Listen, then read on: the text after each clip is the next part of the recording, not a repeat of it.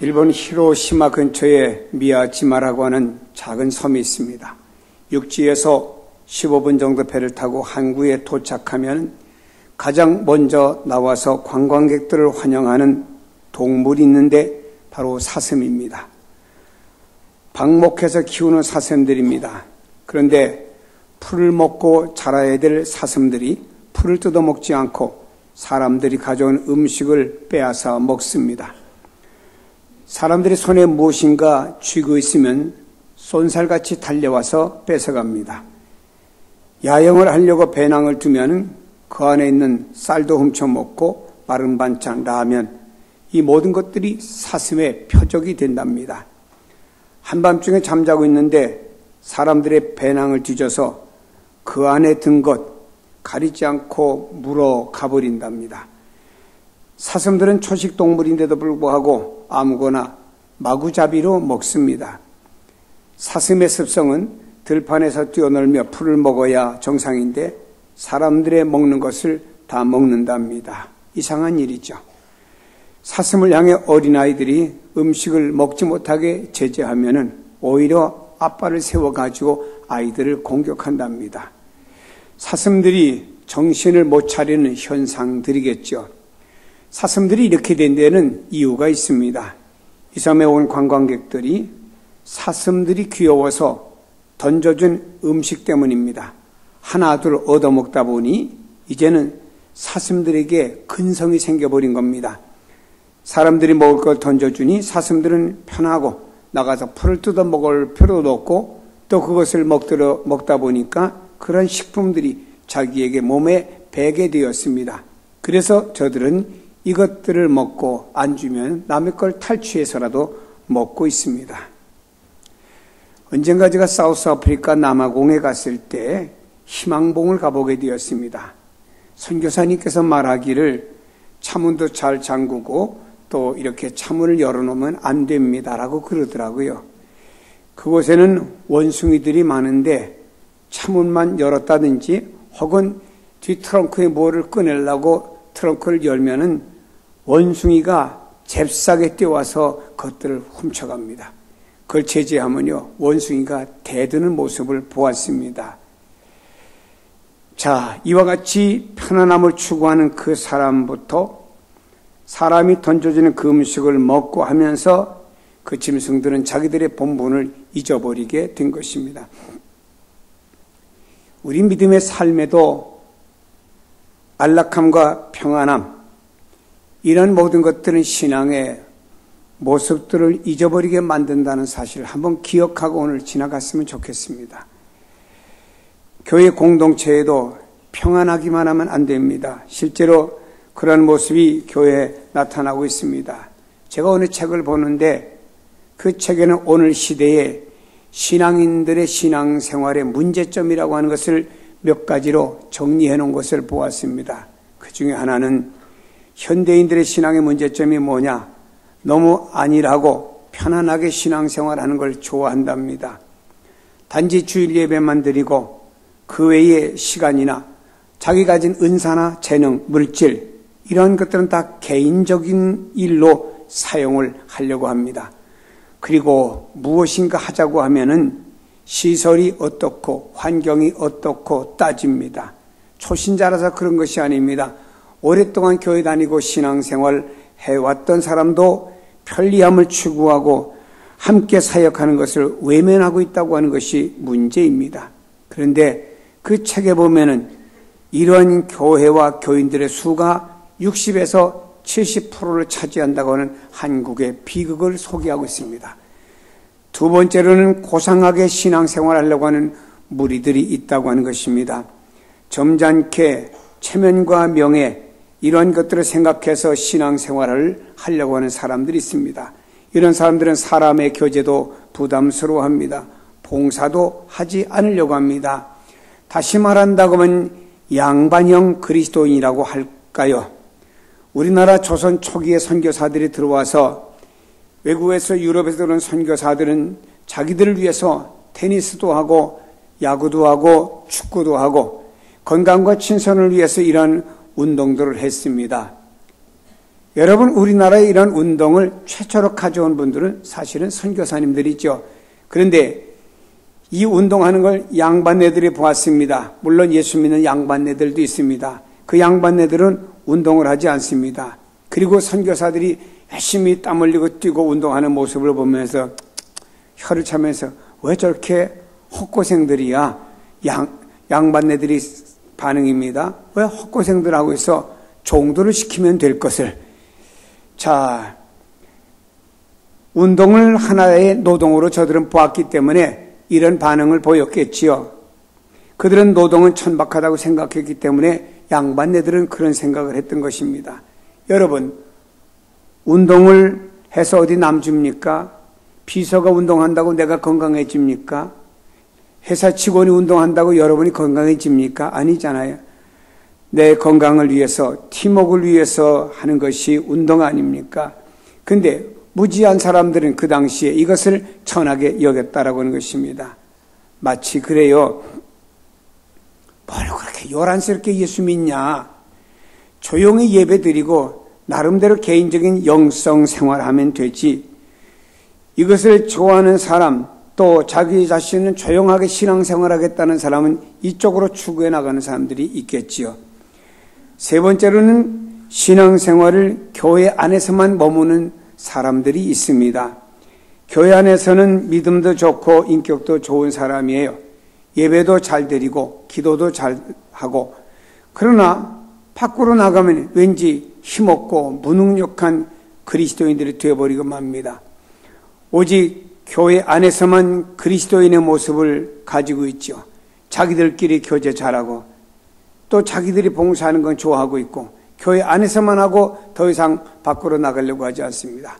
예수님께서 성령의 권능을 받고 예루살렘과 온 유대와 사마리아와 땅끝까지 이르러 내 복음의 증인이 되라 하는 말씀을 백이신문도들이 잘못 적용했습니다. 예루살렘에 다 복음화가 되면 그 다음에 유대, 그 다음에 사마리아, 그 다음에 이렇게 땅끝까지 나가야 되지 않느냐 하면서 저들은 예루살렘을 떠나지 않으려고 했습니다. 매일같이 모여 기도합니다. 매일같이 저녁마다 모여 음식 싸가지고 자기들끼리 교제합니다. 성찬식합니다. 사도들의 가르침을 받습니다. 아, 이것이 천국이고 낙원이구나 생각하고 예루살렘을 떠나지 않으려고 하면 자기들끼리만 머물려고 했던 교회가 예루살렘 교회였죠. 그 주님께서는 복음을 빨리 전파해야 되는데 이들이 나가지 않으니까 할 수 없이 예루살렘에 대핍박을 가해서 흩어지도록 만든 것이 성경의 내용, 사도행전에 소개되는 내용이죠. 이런 것은 오늘 이 시대의 믿음의 사람들도 마찬가지로 큰 문제입니다. 오늘날 교회는 세상 속에 있습니다. 구름 위에 있는 교회가 아닙니다. 그리스도인들도 역시 세상 속에 살아가는 사람들이지 우리가 저 구름 속에 있는 사람들이 아니라 이 말입니다. 그렇다고 우리의 현장의 신앙, 즉 필드의 신앙이 되어져야 되겠죠. 요즘에 우리 대학 교육의 문제점들을 많이 매스컴이 지적하고 있습니다. 대학을 졸업하고 전공 분야에 취직을 해도 그 전공을 사용할 수가 없답니다. 그래서 신입사원으로 들어가면은 다시 가르쳐야만 된답니다. 그것도 다행이지요. 다시 가르치면 되니까. 그러나 세상은 우리들에게 세상에서 자신에게 맞춰 어떠한 신앙생활, 능력, 내용을 가지고 가야 될지 세상이 우리에게 가르치지 않습니다. 오히려 세상은 우리에게 있는 신앙, 영성마저 빼앗아가 보려고 하는 것이 이 세상이에요. 아무리 여러분들이 성령 충만하고 믿음 생활 과거엔 잘해왔다고 해도 신앙이 멀어지고 교회가 멀어지고 기도가 멀어지며 말씀이 멀어지고 세상이 많이 가까워지면 여러분들이 그만큼 영적인 것들을 세상에 자꾸 빼앗기고 있다고 하는 것이죠. 그렇다면 여러분, 우리는 처음부터 현장성 있는 신앙을 가지고 있어야 됩니다. 사슴은 사슴으로서 들에 나가 이리 뛰고 저리 뛰며 풀을 뜯어먹고 열매를 따먹고 들판을 누비며 달려야 되는데 우리 그리스도인들은 교회에서뿐만 아니라 세상에 나가서도 우리는 그리스도인의 삶을 살아야 됩니다. 이것이 필드의 신앙이죠. 하나님께서 교회에서만 신앙생활하고 우리 살아가는 모습을 보고 세상에 나가서는 우리 멋대로 살으라고 그렇게 우리를 부르신 하나님은 아니실 것이고요. 그렇게 살아가는 우리들의 모습을 보면서 우리 하나님이 뭐라고 하실까? 한번 하나님 앞에서 여러분들의 신앙의 모습을 한 번쯤은 생각하고 살아가는 게 중요하겠지요. 여러분이요, 성경은 우리에게 말씀하고 있습니다. 우리는 교회에 있으나 세상에 나가나 어디 가나 그리스도인으로서 그리스도인의 삶, 그리스도의 소금이 되고 그리스도의 빛이 되고 그리스도의 향기가 되는 우리들의 삶이 되어져야 된다고 말씀하고 있습니다. 구약성경에 보면 하나님께서 이스라엘 백성들에게 말씀하셨습니다. 너희들이 광야에 있든지 가나안 땅에 들어가든지 어디로 가든지 내가 인도하여 가는데, 첫째로 너희들이 나 여호와를 잘 섬겨라. 두 번째로 내가 너에게 주어지는 말씀대로 살아라. 세 번째는 너희가 어디 가든지 이 하나님의 백성답게 살아라. 그러면 신명기의 말씀이 내가 너희들을 보호할 것이고 이렇게 축복할 것이다라고 약속한 말씀이 신명기지요. 사랑하는 여러분, 우리는요 필드의 신앙을 가져야 됩니다. 성경 곳곳에서 우리에게 그것을 가르쳐주고 보여주고 있습니다. 그 대표적인 인물이 바울이죠. 그는 성경에 대해서 알 뿐만 아니라 그것을 가지고 필드로 나간 사람이었습니다. 사도로서, 한 그리스도인으로서 그는 세상에 나가 그리스도인의 삶을 살아간 사람이죠. 그는 결코 회당 안에만 머물러 있는 율법주의자가 아니었습니다. 교회 안에만 머물러 있는 신자가 아니었습니다. 입만 살아서 말만 잘하는 바리새인의 신앙도 아니었습니다. 그는 어디 가든지 그 세상에 동화되지 않았습니다. 자기 영성을 빼앗기지 않았습니다. 오히려 바울이 가는 곳마다 그 지역이 변화가 되었고요. 그곳에 교회가 세워지게 되었고요.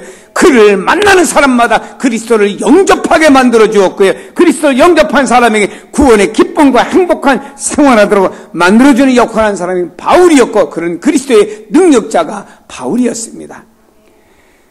그가 그렇게 살아갈 수 있었던 것은 그는 성경을 이론적으로만 알고 교회 안에서만 신앙생활하는 그런 모습이 아니었고, 그는 필드의 신앙인이었기 때문이라고 하는 것입니다. 바울이 이렇게 우리에게 그런 삶을 위하여 우리가 가져야 될 것이 무엇인가를 구체적으로 보여준 사람이죠. 그래서 그는 고린도서 11장 이렇게 말씀하고 있습니다. 내가 그리스도를 본받은 것 같이 너희는 나를 본받는 자가 되라. 나는 온전히 그리스도만 본받았다. 너희는 나를 본받는 자가 되라고 고린도 교회에 말씀했습니다. 내가 이렇게 예수 믿고 있다, 이렇게 살고 있다, 이것이 예수 믿는 사람들의 모습이다. 나를 본받아라. 나를 본받는 것이 그리스도를 본받는 것이다. 자신 있게 말할 수 있었던 것은 바울은 필드의 신앙을 가졌기 때문이라고 하는 것입니다.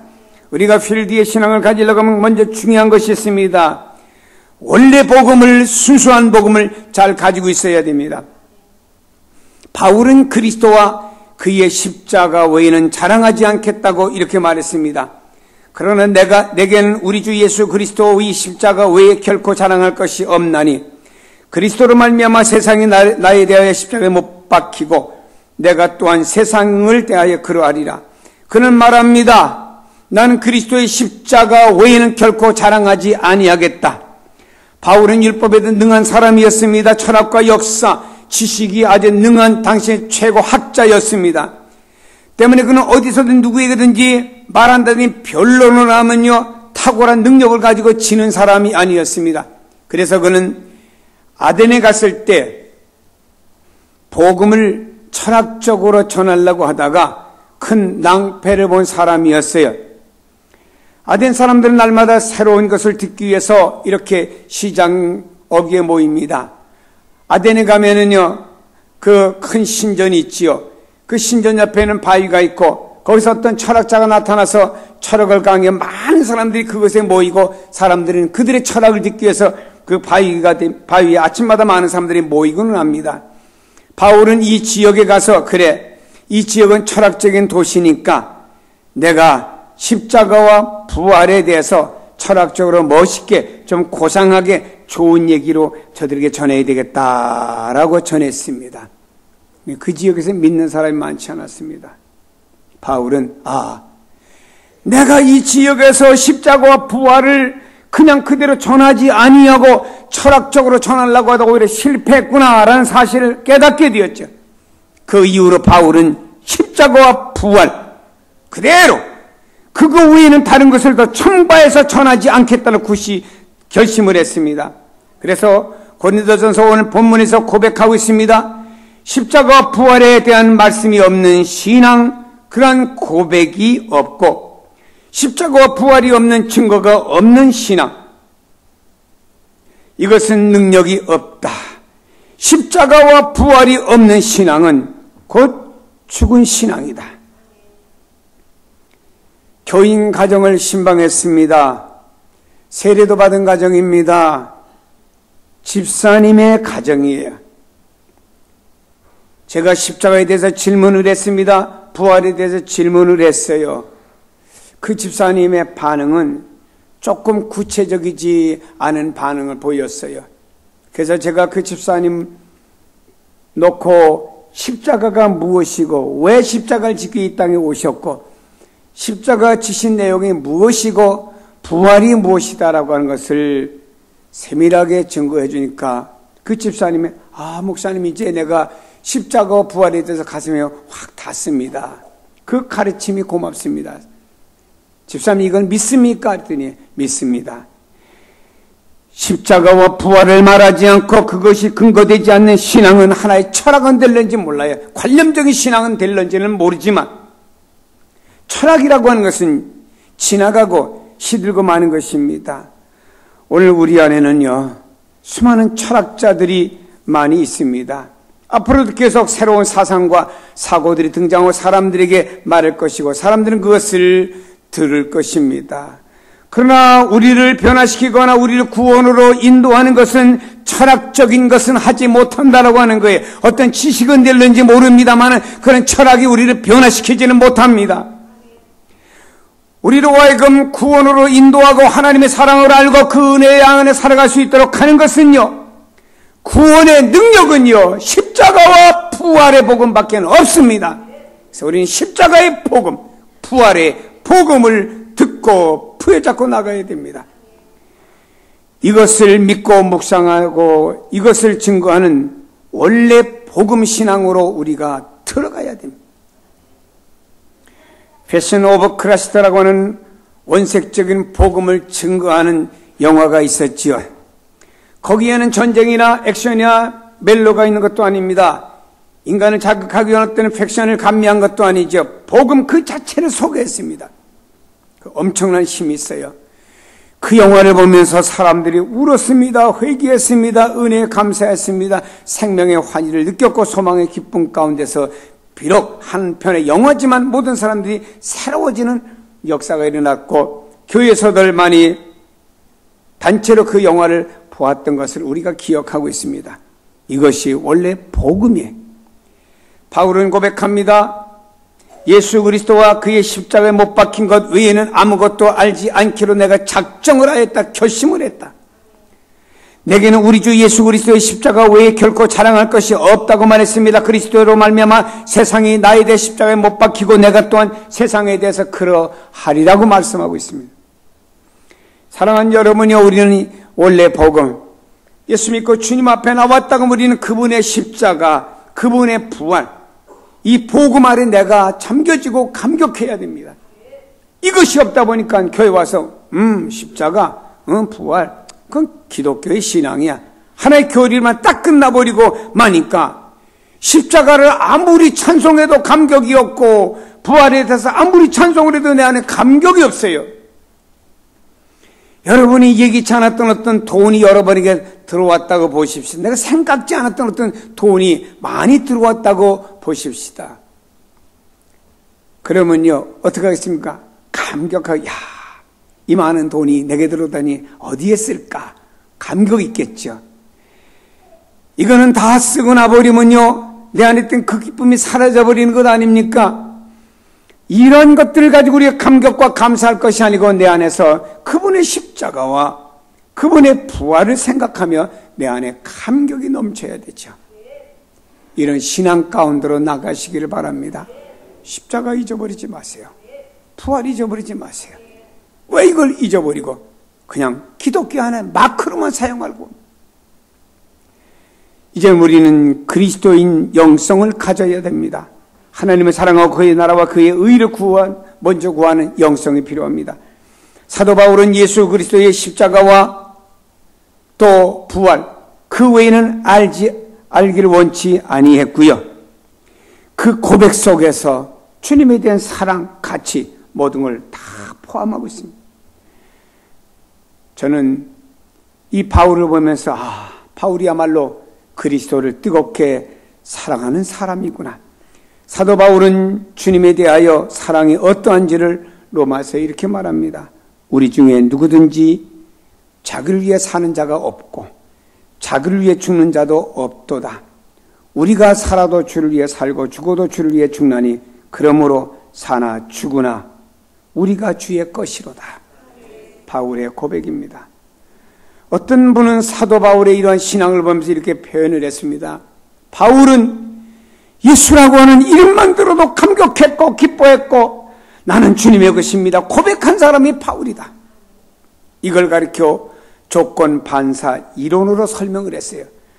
조건반사 이론이라고 하는 것은 러시아의 심리학자인 이반 파블로라고 하는 사람이 발견한 이론인데 그가 그 이론을 개에게 밥 줄 때마다 어떤 사건을 통해서 발견한 이론입니다. 이 러시아 사람이 파블로가 개를 밥 줄 때마다 종을 치면 개가 밥 시간이구나 하고는 침을 흘리며 달려온답니다.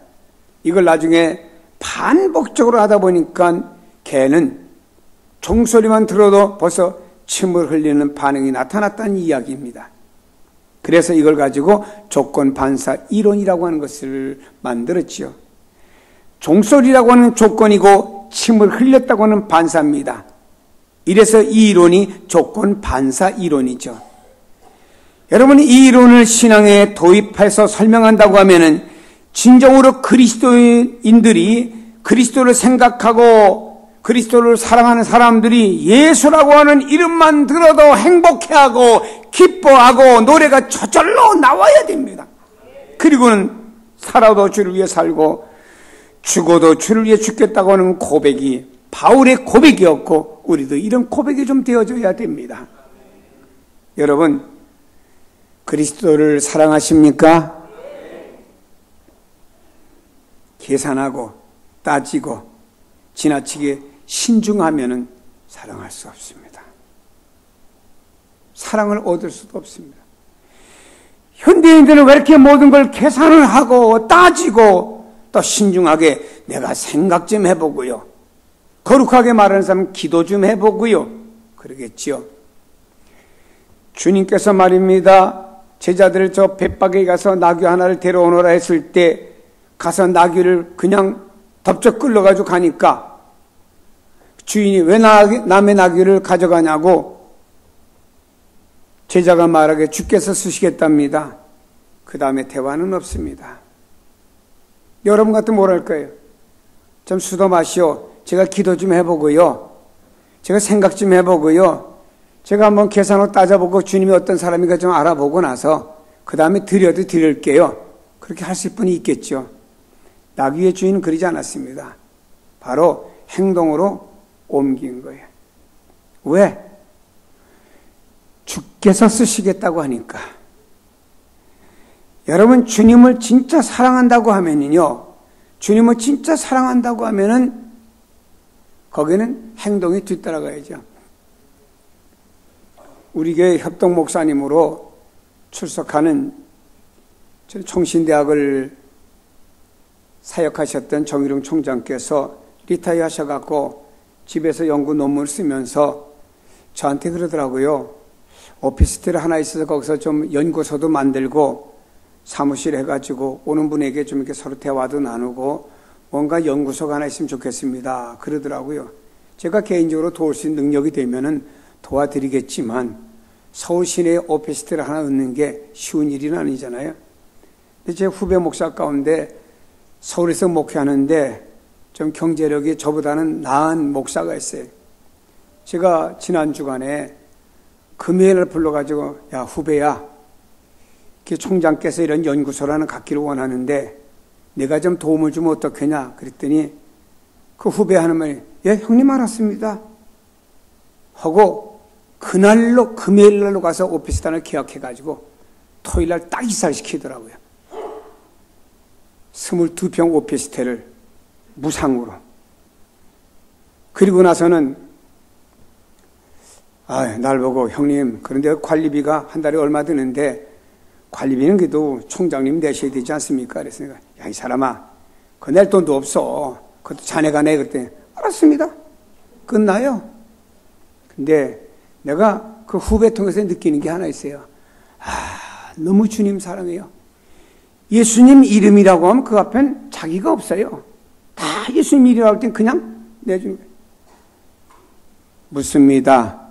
예수님 사랑하세요? 계산하지 마세요. 따지지 마세요.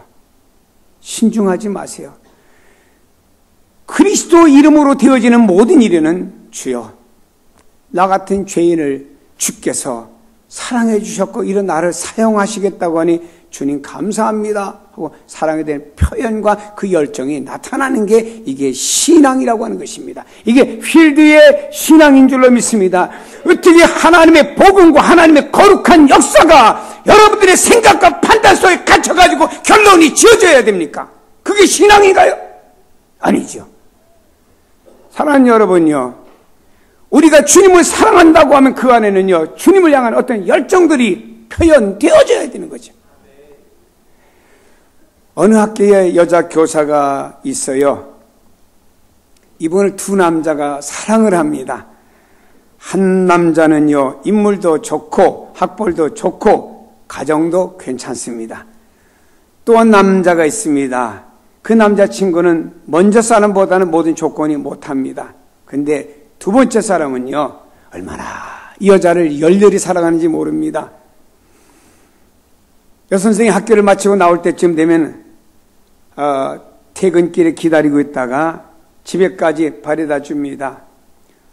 무슨 일 있으면 그 여선생의 마음을 달래주고 어떤 때는 밤새워가면서 대문 앞에 기다려주면서 밤에 비가 오면 비도 주르르 맞고 그러면서 어떻게든지 그 여청년의 마음을 풀어주려고 애씁니다.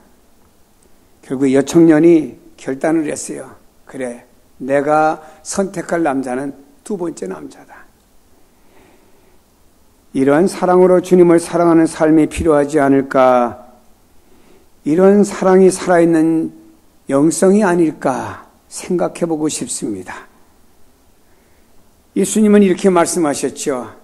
아버지께서 일하시니 나도 일한다. 주님은 공생의 3년 동안에 눈 붙일 겨를도 없이 일하셨어요. 저녁이면 하루의 모든 사역을 마치시고 말씀 전하시고 수많은 병든 자가 와서 자기 병 고쳐달라고 애씁니다. 그럼 수많은 병든 자들과 씨름하니 얼마나 피곤하겠습니까? 게다가 예수님께 와서 책 잡으려고 바리새인 서기관 제사장 무리들이 와가지고 어떻게 예수는 책 잡을 수 있을까 하니 예수님 늘 긴장하고 사셔야지 인간인지라 이런 스트레스도 많이 인간인지라 받을 수가 있겠죠. 저녁이면은 감람산에 가서 그 산에서 노숙하며 주님과 대화하다가 새벽에는 습관을 쫓아 또 겟세마네 동에서 기도하시고 하루 종일 사역을 하십니다. 그러다가 마지막에 십자가에서 우리를 위해서 당신의 생명을 다 내주었습니다.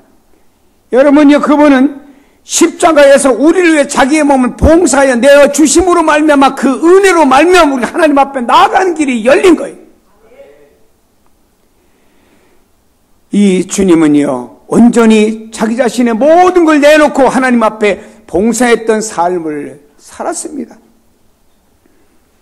사도 바울도 이 주님을 사랑했기에 그는 주님을 위해서 가는 곳마다 복음을 전하고 봉사하는 삶을 살았습니다. 주님을 만난 다음에 자기의 삶은 없습니다. 이제까지 살았던 바울의 삶은 다 접었습니다. 배설물처럼 여겼습니다. 온전히 주님을 위해 봉사의 삶을 살았고 복음 전환을 위해서 그가 남은 생애를 쓰임받았는데요.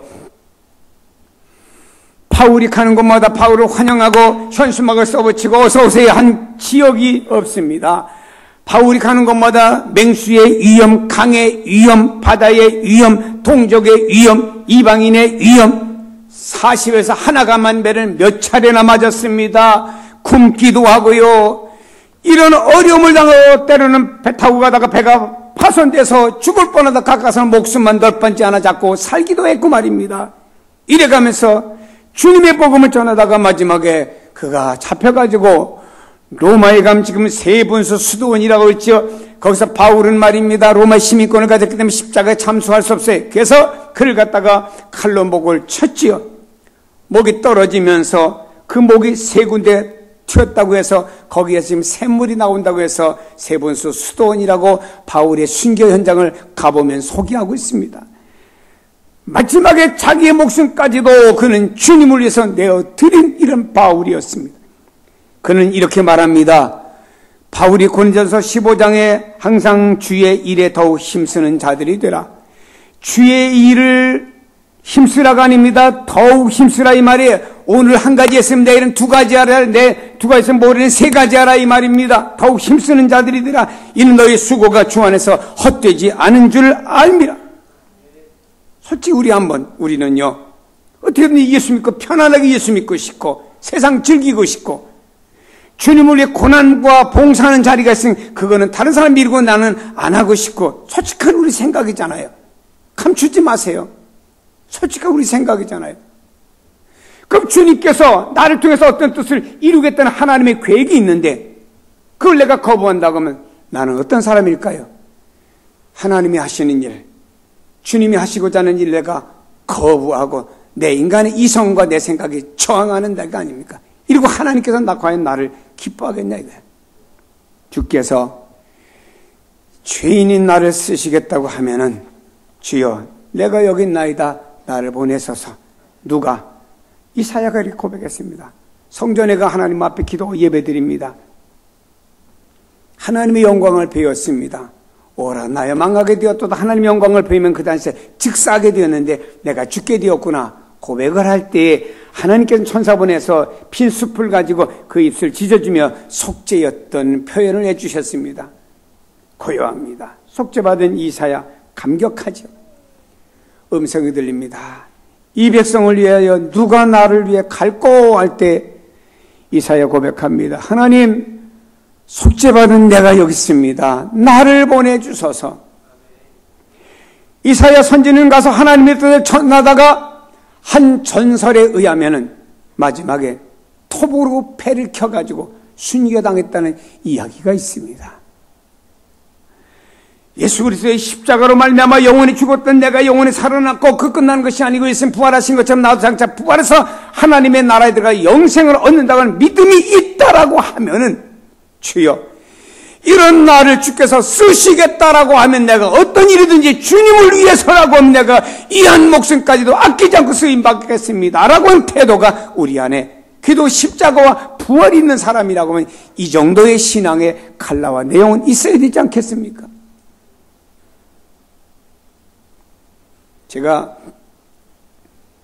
우리 교회에서 운영하는 그 복지관에 어쩌다 가보면요 다 어르신들 많은데 뭐 과거에 교수도 지내신 분도 있고 학교 교장 지내신 분도 있고 뭐 과거에 경제도 괜찮은 분도 있고 지금도 좋은 승용차를 타고 그곳에 와서 취미활동하고 가시는 분들이 계시더라고요. 그분들이 과거의 이력서는 대단한 분들이 있어요. 그러나 제가 보면 똑같이 노인이더라고요. 할아버지고 할머니 똑같이. 인생입니다. 여러분도 그 길을 가는 거예요. 오늘 교만하지 마세요. 주께서 날 쓰시겠다면 주님 감사합니다. 아유, 죄인인 나를 주께서 쓰시겠다 하니 감사합니다. 해야 될 것 아닙니까? 저는 솔직히 이곳을 이사 오기 전에 주님하고 씨름을 많이 했습니다. 내가 이런 얘기 교인들에게 최초로 공개합니다. 주님, 내가 이제 남은 날들을 좀 목회를 편히 하다가 좀 끝내야지 또 이 나이에 또 새로운 어떤 일을 또 해야 됩니까? 주님, 저는 솔직히 하고 싶지 않습니다. 다음 세대가 그 일을 시켜주세요. 라고 하나님은 얼마나 씨름했는지 모릅니다. 주께서 내 마음에 그 어느 날 말씀으로 역사하시더라고요. 너 부흥회 다니면서 전할 때 뭐라고 전했냐? 제가 뭐라고 전했습니까? 너 이렇게 말했지 않냐? 죽도록 충성하라고. 그럼 너도 죽기까지 충성해야 될 거 아니냐? 이분 말하고 왜 네 삶을 너는 편하게 살려고 하느냐? 내 그 음성을 듣고 딱 제 생각을 적고 말았습니다. 그렇습니다, 주님. 모든 것에 주께서 시키시는 일이라고 하면은 그 어떤 일이든지 저는 아멘하고 따라가겠습니다. 고난의 일이든지 내가 힘든 일이든지 인격이 망가지는 일이라도 제가 있으면은 가겠습니다. 사랑하는 여러분, 이 한 목숨 영적으로 살려주시고 우리가 살아가는 삶 속에 모든 내용 되어지는 것들이 다 하나님의 은혜와 축복으로 되어지고 있지 않습니까? 그 은혜를 깨달으시면은 이거 주님이 좀 사용하겠다고 하면은 아멘하고 봉사하세요. 누가? 바울이 그렇게 하다 바울은 마지막에 이 한 목숨까지도 순교의 제물로 다 내어주고 그렇게 쓰임 받으면서 바울은 괴로워하지 않았습니다. 나는 기쁩니다. 난 감사합니다. 내가 주님을 위해서 쓰임 받으니 얼마나 감사합니다.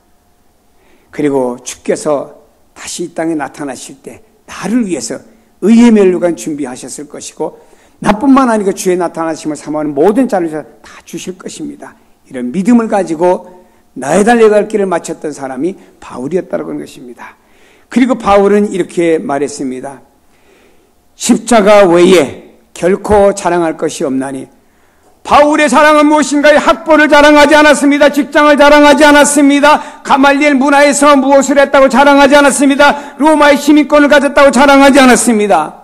그건 다 접어두었습니다. 배설물로. 이건 자랑거리가 바울에게는 아니었다 이 말입니다. 여러분, 우리는 어떻게 보면 바울이 자랑거리가 안 되고 묻어두었던 거, 바울이 저 쓰레기보다 더 못한 배설물로 여겼던 거, 소변과 대변을 여겼던 걸 우리는 끄집어다가 우리의 자랑거리로 삼고 있잖아요, 솔직히 말해서. 우리도 그리스도인이라고 하면서. 그러나 바울은 그건 접어버리고 바울은 십자가 외에는 결코 자랑할 것이 없다. 나는 십자가만 자랑한다고 그랬습니다. 바울은 동족이든 이방인이든 어디 가든 사람이 만든 적든 누굴 만나든지 바울의 자랑거리는 오직 예수, 십자가, 부활 이거밖에는 없었습니다. 여러분, 내 안에 십자가와 부활로 내가 구원받은 사람인데 이걸 꽁꽁 묻어두고 내가 자랑하지 않는다 그러면 주님 얼마나 기뻐하겠습니까? 슬퍼하시겠습니까? 내 안에서 내가 너를 통해서 이걸 자랑하라고 불러주었건만 너는 왜 자랑하지 않느냐? 뭐라고 대답하겠습니까? 여러분, 이 방법을 통해서 영혼을 살리시고 역사가 일어납니다. 바울은요, 이를 위해서 기도했습니다. 이 영혼들을 구원하기 위해서 천심으로 노력했습니다. 사랑하는 성현의 성도 여러분이요, 이 신앙으로 돌아가십시다. 저는 성도들이 변하지 않는 신앙의 모습을 보고 인간의 모습대로 살아가며 신앙이 원래 십자가 부활의 원복임이 아닌 철학과 자기 주관적인 신앙생활을 하려는 교인들을 볼 때 참 가슴이 뜨겁고 아픕니다. 하나님, 언제 변화시켜 줄라 합니까? 저 사람이 나이가 얼마인데 왜 이렇게 인간적으로 살아가는 신앙으로 매듭으로 끝나려고 합니까? 저래도 세상 속에 살아가다 언젠가는 마침이 있는데, 과거에는 말입니다, 사람들이 자기를 위해서 또 우상 종교를 만들었습니다. 달도 섬기고 해도 섬기고 각종 우상을 만들어 섬겼습니다. 자기를 위해서. 우리는 나를 위해서가 아닙니다. 성경 말씀에 의해 부르심받은 신앙인데 나를 위해서 십자가가 필요하고 나를 위해 부활이 필요하고 나의 어떤 목적을 위해서 인간적 육신의 목적을 위해서 그걸 가져다가 하나의 외형적인 종교로 만든다고 하면 우상 종교나 나나 다를 바가 뭐가 있겠습니까? 원래 신앙으로 돌아가십시다. 십자가와 부활에 대한 온전한 믿음을 갖길 바랍니다. 온전한 증거가 있길 바랍니다. 그 안에서 뜨거워서 주님을 사랑하고 주님의 나라와 의를 구하세요. 이런 삶 속에서 십자가와 부활이 있는 속에서 나와서 하나님께 예배를 드리고 뜨겁게 기도하고 봉사하고 우리는 복음 전도하며 나의 삶은 내 삶이 아니고 이제부터는 내가 주님을 만난 그 다음부터는 내 삶이 아니고 주님의 삶이다. 이런 삶으로 나가야 됩니다. 이것이 필드의 신앙인 줄로 믿습니다. 신앙의 편리주의라고 하는 우리의 영혼을 병들게 만들지 마세요. 이제는 인생의 필드에서 하나님의 나라와 그의 의를 구하며 실천하는 이런 내가 되도록 나가야 되죠. 필드의 신앙으로 나가야 된다 이 말입니다. 예수 그리스도의 십자가와 부활의 능력을 믿는 사람이라고 우리는 이 신앙으로 나가야 되죠. 주님을 체험하는 사람들은 그렇게 나가야 되고 나타나야 됩니다. 초대교회는 말입니다. 예수 믿지 않는 사람에게도 칭찬과 인정을 받았습니다. 오늘날 왜 기독교가 욕을 먹고 교회 밖에 나가면 왜 기독교인들이 욕을 먹습니까? 국회에는 예수 믿는 국회의원들이 그렇게 많은데 왜 국회가 우선이고 왜 당이 우선인가요? 거기에 예수가 우선이고 자기 십자가와 크리스찬으로 그게 우선이 되어져야 되죠. 사랑하는 여러분이요, 그 개인의 신앙은 끝나고 필드의 신앙이 아니면 무슨 의미가 있겠습니까? 사랑하는 여러분, 성령 안에서 온전히 주님을 사랑하고 하나님의 나라를 위해 자기를 내어놓았습니다. 그 안에서 예배하고 그 안에서 기도하고 자기의 것을 자기 것이라고 초대교인들은 하지 아니하고 하나님을 위해 내놓았습니다. 봉사했습니다. 거기에 역사가 일어나고 초대교회는 복음이 확산되는 놀라운 일이 생겼습니다. 십자가와 부활의 역사를 통하여 하나님께서 우리에게 원하시는 것은 바로 이것입니다. 단지 십자가와 부활의 사건을 기념하고 예배하고 넘어가는 것이 아니라 필드의 신앙으로 십자가와 부활을 가지고 나가야 됩니다. 이 신앙이 우리를 통해서 기다려지죠. 주님은 이 신앙의 사람들이 오늘날도 일어나기를 바랍니다. 교회가 그렇게 나가기를 주님은 원하고 있습니다. 우리가 그렇게 서서 주님을 위해 살아갈 때 하나님은 우리를 위해 사용하실 겁니다. 하나님의 역사에 기록되어지는 한 사람이 될 것입니다. 사랑하는 여러분이요, 이 시대의 주님은 우리를 구속하셨고 우리에게 부활을 보증을 주셨고 우리를 통해서 주님은 뭔가를 요구하는 내용들이 있습니다. 쉴드까지 가져가셔서 쉴드에서도 하나님, 이제는 내 삶을 사는 것이 아니고 주님의 삶을 삽니다.